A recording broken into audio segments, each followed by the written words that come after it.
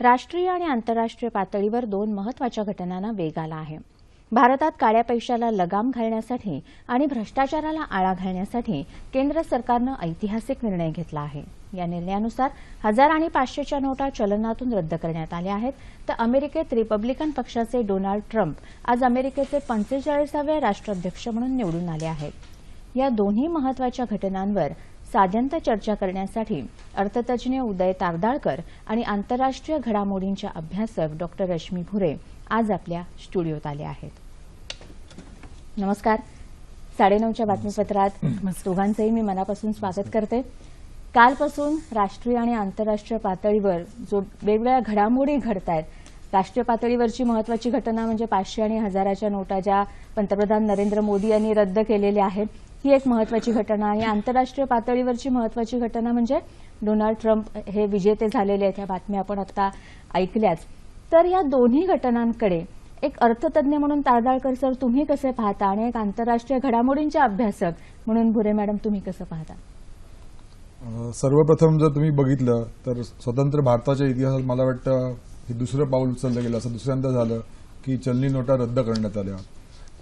पार्श्वभूमी बघितली तर जेव्हा 1978 साली असा निर्णय घेतला होता आणि आज जो घेतला काल, ह्याच्यात बराच फरक आहे. आणि काही अंशी जर बघितलं तर सरकारने एक गनिमी कावा खेळला असं मला वाटतं की काही दिवसांपासून 2000ची नोट चलनात येणार अशा बातम्या येत होत्या. आणि जे काळ्या पैशाच्या बाबतीत साठा करतात ते नेहमीच असं बघतात की 1000ची नोट ही सगळ्यात उच्च मूल्याची आहे, तर ती पहिली कॅन्सल होते आणि नंतर 500ची जाईल. आणि आता 2000ची येते याचा अर्थ सरकार सध्या तरी काय करत नाही असं वाटत असावं. आणि त्याच्या पार्श्वभूमीवर अचानक हा निर्णय घेतला आणि मला वाटतं हा धक्कादायक निर्णय होता आणि धाडसी पण होता. आणि मार्केट जर तुम्ही बघितलं तर एक स्टॉक मार्केटमध्ये जर तुम्ही बघितलं तर येत्या दीड ते म्हणजे डिसेंबर एंडपर्यंत आपली जी इकॉनॉमी आहे ही कन्झम्पशन इकॉनॉमी म्हणतात. आणि ह्या सगळ्या गोष्टींना आता दीड महिना आळा बसणार आहे, कारण चलनच लोकांकडे नसणार आहे. आणि चलनाचा जर तुम्ही वापर करायचा तर तो क्रेडिट कार्ड आणि इलेक्ट्रॉनिक माध्यमातून तुम्हाला करायला लागणार आहे. आणि एकूण आपली मानसिकता ही रोखीची आहे भारताची, म्हणजे भारतीय नागरिकांची. तर त्या दृष्टीने मला वाटतं हा जो धक्का कसा पचवला जाईल म्हणजे एक अस्थैर्य वाटत होतं. म्हणून मला वाटतं मार्केटने आज बरीच गटांगळी खाल्ली. आणि त्याच्यातच जो अमेरिकेचा निर्णय आला आणि अमेरिकेच्या निर्णयामुळे अर्थातच जागतिक स्तरावरती मार्केट कोसळली आणि त्याला भारत काहीच अपवाद असू शकत नाही. आणि या सगळ्याचा जो आपण बघितला परिणाम तो बाजार कोसळण्यात झाला. अर्थात त्यानंतर थोडी रिकव्हरी झाली, पण आता बघायचं पुढे कसं काय होतं. भुरे मॅडम तुम्ही कसं पाहाल या दोन्ही घटनांकडे? भारतात तर कालपासून जी काही खळबळ उडालेली आहे, तर त्यामुळे आत्ता तरी अस्थिरता निर्माण झाली असं वाटतंय. पण आपल्याला थोडं थांबावं लागेल. एक 3 ते 4 महिन्याचा काळ गेल्याशिवाय ह्या संपूर्ण जे पाऊल उचललेलं आहे मोदींनी, मोठं पाऊल आहे, तर ते पाऊल त्याचे काय परिणाम होतील आणि जनमानसाने भारतातल्या या संपूर्ण घडामोडींचा त्यांच्यावर काय परिणाम होतोय, कसा परिणाम होतोय आणि स्थिरता निर्माण होतीये का भारतात, आणि जो उद्देश होता ह्या पावलामागे तो उद्देश सफल होतोय का, हे पाहण्याकरता मला वाटतं 3 ते 4 महिन्याचा काळ जाणं हे फार गरजेचं आहे.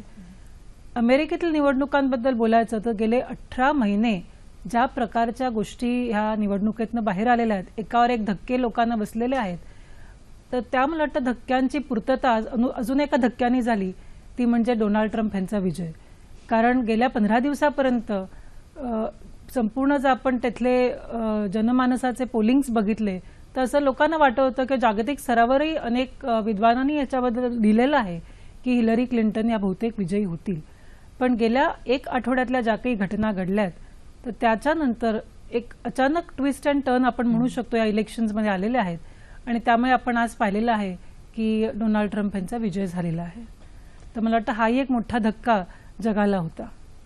जसं भुरे मॅडम आता म्हणाल्या की जो उद्देश होता हा निर्णय घेण्यामागे 500 आणि 1000च्या नोटा रद्द करण्यामागे जो उद्देश होता पंतप्रधान नरेंद्र मोदी यांचा, तो उद्देश सफल होतोय की नाही हे कळण्यासाठी 3 ते 4 महिने जावे लागतील. पण नेमकी काय कारणं होती, नेमका उद्देश काय होता? 3-4 गोष्टी याच्यामध्ये आपल्याला विचारात घेण्यात येतील. पहिली म्हणजे बनावट चलनी नोटा ज्या सर्क्युलेशनमध्ये आहेत, शिवाय दहशतवाद्यांना जी रसद मिळते ती अर्थातच या रोखीच्या व्यवहारातून मिळते आणि एकंदरीतच भ्रष्टाचार जो आपण बघितला गेल्या काही वर्षात तो सगळा साठा जो आहे तो कसा बाहेर काढायचा हा एक प्रश्न होता सरकारपुढे आणि त्या दृष्टीने काळा पैसा कसा बाहेर आणावा यासाठी सरकारने 30 सप्टेंबरपर्यंतची मुदत दिली होती. एक आपण लक्षात घेतलं की 78 साली जेव्हा असा निर्णय घेतला होता आणि आता जो निर्णय घेतला तर चलनातली जी एकूणच 100 आणि 500 आणि 1000च्या नोटांची जी प्रमाण आहे ते सुमारे 85% आहे आणि एकूण चलन पुरवठा जो आहे तो सुमारे 16 लाख करोड आहे. याचा अर्थ 13.5 लाख करोड या 2 नोटांच्या माध्यमातून सगळे फिरतायत आणि हीच जर फिगर तुम्ही 10 वर्षापूर्वीची बघितली असती म्हणजे 2006 साली तर त्यावेळेला फक्त 4 लाख करोड होते. म्हणजे हा रोख होता तो काळा पैसा बाहेर काढण्यासाठी होता आणि 30 सप्टेंबरची जी मुदत होती त्या आपण बघितलं की 65,000 करोडचं फक्त त्याच्यामध्ये डिक्लेरेशन झालं अघोषित इन्कम आणि एक ढोबळमानाने असा जर विचार केला तर 23 ते 26% जीडीपीच्या हे काळं धन भारतामध्ये असा तज्ज्ञांचा होरा आहे आणि ते जर आपण कॅल्क्युलेट केलं तर जवळजवळ 4 लाख करोडचं घोषित इन्कम यायला हवं होतं जे आलं नाही. याचा अर्थ जी तफावत आहे ती जवळजवळ 3,35,000ची तफावत आहे. ही बाहेर कशी काढायची त्या दृष्टीने मोदी सरकारने हा निर्णय घेतला. आता एक 30 डिसेंबरपर्यंत सगळ्यांना मुभा आहे की तुम्ही आपलं कॅश त्याच्यात डिपॉझिट करू शकता आणि त्याच्यानंतर जर तुम्हाला करता आलं नाही तर 31 मार्चपर्यंतची तुम्हाला मुदत दिली आहे. हे जे 16,000 करोड पैकी 13.5 लाख करोड जे आहेत ते समजा लोकांनी क्लेम केले नाहीत तर असं म्हणतात की पैसा म्हणजे नोटा म्हणजे काय इट्स अ लिगल टेंडर म्हणजे जिथे सरकारची लायबिलिटी असते आणि हे जर पैसे लोकांनी क्लेम केले नाहीत तर सरकारची लायबिलिटी आपसुकच कमी होणार आहे आणि काळा पैसा कमी करण्याचं हे सगळ्यात मोठं पाऊल आहे मला वाटतं आणि स्वतंत्र भारताच्या इतिहासातलं बहुधा 1971चं जर युद्ध सोडलं तर मला वाटलं हा सगळ्यात चांगला निर्णय आहे असं मला वाटतं. म्हणजे हा धाडसी निर्णय आहे आणि नागरिकांसाठी तो धक्कादायक सुद्धा होता आणि जसं भुरे मॅडम तुम्ही म्हणालात की ट्रम्प यांचा विजय हा सुद्धा थोडासा धक्कादायक होता म्हणजे हिलरी क्लिंटन विजयी होतील असं वाटत होतं. तर या ट्रम्प यांचा विजय आणि हिलरी क्लिंटन यांचा पराभव यामागची कारणं काय आपल्याला सांगता येतील? ट्रम्प यांच्या विजयाचं मुख्य कारण म्हणजे एकतर सर्व जागतिक पातळीवर आपण आज जर पाहिलं तर उजव्या विचारसरणीकडे झुकतं माप दिसून येतं. अगदी ब्रेक्झिटचं जरी उदाहरण आपण घेतलं तरी तिथेही आपल्याला हेच दिसून येतं आणि अमेरिकेतही कुठेतरी ह्याच विचारांची सध्या लाट आपल्याला दिसून येते आणि त्यामुळेच मला वाटतं ट्रम्प यांचा विजय झाला.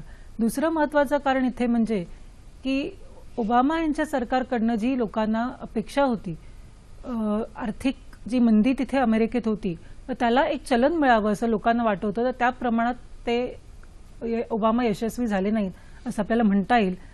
आणि त्याच्याच विरुद्ध डोनाल्ड ट्रम्प यांनी लोकांना जी आज स्वप्न दाखवली त्यांच्या इलेक्शनच्या भाषणांमधनं की लोकांना इथे नोकऱ्या मिळतील आउटसोर्सिंग थांबवण्यात येईल आणि Americans for America and America for Americans हे जे त्यांनी स्लोगन दिलं की अमेरिकेत सर्व लोकांना नोकऱ्या मिळतील इथल्या नोकऱ्या इथेच राहतील इथल्या नोकऱ्या बाहेरच्या देशांना जाणार नाही चीन असो मेक्सिको असो भारत असो तर हे कुठेतरी मला वाटतं लोकांच्या मनाला ह्या गोष्टीची भुरळ पडलेली आहे. आणि दहशतवाद मला वाटतं हे 3 मुद्दे जे ट्रम्प यांनी घेतले की अमेरिकेत जे एक्स्ट्रीमिझमचं वातावरण जे आहे किंवा निर्वासितांचे जे लोंढे येत आहेत तर ह्यांचा जो अमेरिकेच्या संपूर्ण समाजव्यवस्थेवर ताण पडतो आहे तर मला वाटतं ह्या 3 मुद्द्यांवर ट्रम्प यांनी आजचा विजय मिळवलेला आहे. आणि क्लिंटन यांचं म्हणाल की त्यांना आज काय यश मिळालं नाही तर एक मुख्य कारण म्हणजे गेल्या काही दिवसात जे काही ईमेल्सचं प्रकरण क्लिंटन यांचं बाहेर येत होतं त्याच्यावरनं अमेरिकन मनात बराच रोष होता. दुसरी महत्त्वाची गोष्ट म्हणजे हिलरी क्लिंटन ह्या जर निवडून आल्या असता तर कुठेतरी घराणेशाही अमेरिकेत प्रस्थापित झाली असती आणि ज्याचा कडाडून विरोध अमेरिकन जनतेने केलेला आहे. तिसरी कदाचित महत्त्वाची गोष्ट अनेकांना वाटत नाहीये पण इथे एक सांगावंसं वाटेल की हिलरी क्लिंटन ह्या दुसऱ्यांदा या रेसमध्ये आहेत.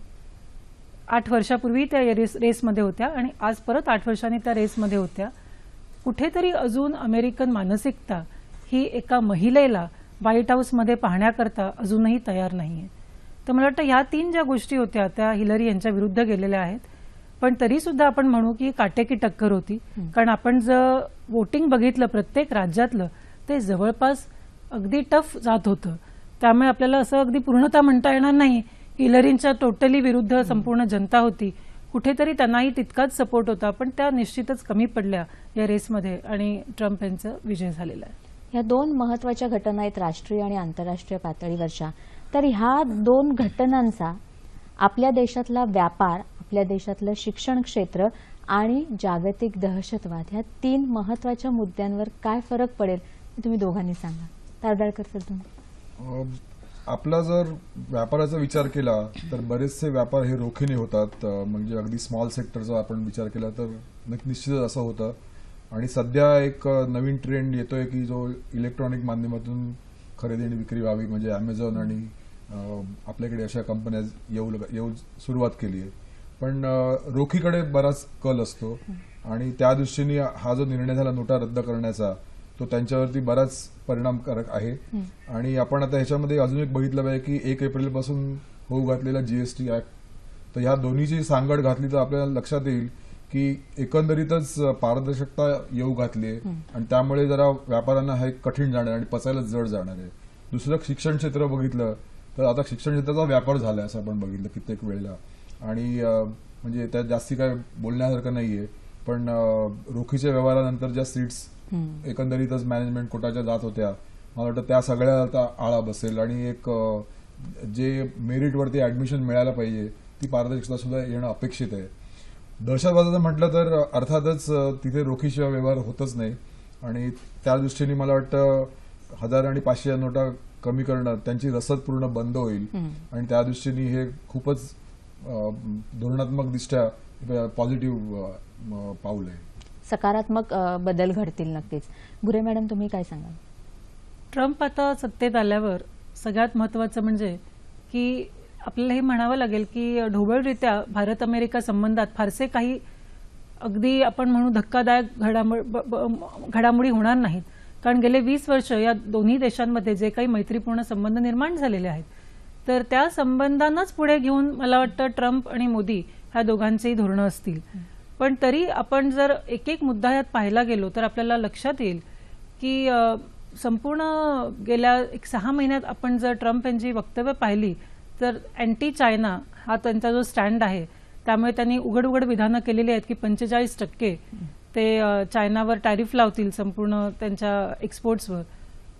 तर त्याचा कुठेतरी भारतावर देखील परिणाम होईल. कारण आज आपली सॉफ्टवेअर इंडस्ट्रीचे बरेचसे जे आपल्या इथल्या नोकऱ्या आहेत त्या अमेरिकेवर अवलंबून आहेत. आउटसोर्सिंग त्यांनी काही प्रमाणात जरी थांबवायचं म्हटलं तरी सुद्धा भारताला याचा फटका निश्चितच बसणार आहे. पण स्ट्रॅटेजिक लेवलला कुठेतरी आपल्याला ट्रम्प यांचा फायदाही होईल. कारण ट्रम्प हे यांची जी विधानं आहेत ती पाकिस्तानच्या विरुद्ध आहेत. त्यामुळे पाकिस्तानच्या विरुद्ध असल्यामुळे आपल्याला कुठेतरी त्याचा फायदा होईल. तसंच लार्जर एशियामध्ये आपण जर पाहिलं तर आपल्याला ट्रम्प यांचा परत एक साथ मिळेल इथे चायनाशी टक्कर देण्याकरता. तर त्या दृष्टीने आपल्याला बघता येईल की सामरिकरित्या आपल्याला ट्रम्प ह्या सत्तेत आल्यामुळे निश्चित उपयोग होईल.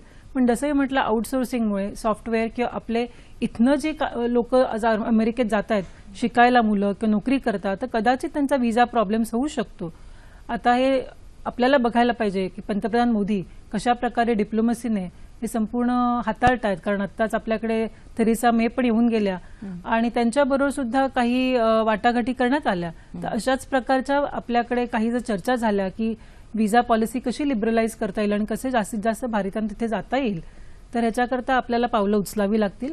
पण जसं आपण सगळ्याच हल्ली म्हणतायत की अमेरिकेकडचा ओढा कदाचित कमी होईल असं वाटतंय ट्रम्प यांच्या येण्याने. कारण तिथे स्थलांतरांचं किती स्वागत होईल ह्याच्याबद्दल आज लोकांच्या मनात शंका आहे. पण आपल्याला हे बघावं लागेल की आता ट्रम्प काय म्हणतायत. कारण आतापर्यंत त्यांनी त्यांच्या संपूर्ण भाषणांमध्ये कुठे कॉन्क्रीट प्लॅन असा दिलेला नाही. त्यांनी आम्ही चायनाच्या विरुद्ध आहोत, आम्ही पाकिस्तानच्या विरुद्ध आहोत, दहशतवादाविरुद्ध आहोत, पण ह्या सगळ्याचा ते कसा सामना करणार आहेत ह्याचा कॉन्क्रीट प्लॅन कुठेही दिलेला नाहीये. आणि ट्रम्प हे राजकारणी नाही आहेत, ते एक बिझनेसमॅन आहेत. त्यामुळे पहिल्यांदा ते राजकारणात जेव्हा येणार आहेत तेव्हा त्यांची पॉलिसी काय प्रकारची असेल हे आपल्याला पाहावं लागेल. कारण त्यांनी ती कुठेही डिक्लेअर केलेली नाहीये आणि त्यामुळे आपल्याला थोडी वाट बघावी लागेल. थोडा धीर धरावा लागेल आणि मगच आपले निर्णय, आपली धोरणं आखावी लागतील. राष्ट्रीय आणि आंतरराष्ट्रीय पातळीवरच्या या दोन महत्वाच्या घडामोडी, एक म्हणजे 500 आणि 1000च्या नोटा रद्द होणं, ही एक आपल्या राष्ट्रीय पातळीवरची एक अतिशय क्रांतिकारी अशी घडामोड, ऐतिहासिक अशी घडामोड म्हणता येईल. आणि ही आंतरराष्ट्रीय पातळीवरची म्हणजे जगाचं लक्ष ज्या घडामोडीकडे लागलेलं आहे, अशा दोन वैशिष्ट्यपूर्ण अशा घडामोडींवर उपलब्ध वेळेत तुम्ही दोघांनी खूप छान संवाद साधलात. तारदाळकर सर तुम्ही आणि भुरे मॅडम तुम्ही, त्यासाठी तुमच्या दोघांचे मी अगदी मनापासून आभार मानते. धन्यवाद. धन्यवाद.